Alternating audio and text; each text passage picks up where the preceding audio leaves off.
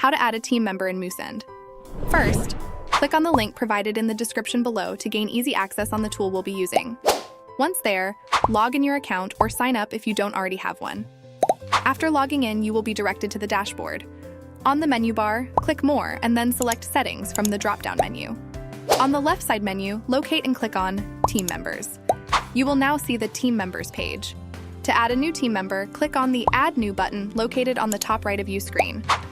In the User Role section, select the role you want to assign to the new team member. If you want to know the specific permission for each role, scroll down to the Permission Details section. From there, you will see your team member's access range according to their role.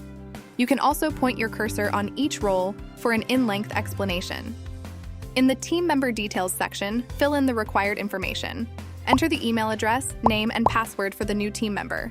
Once you've entered the details, click on the Save button.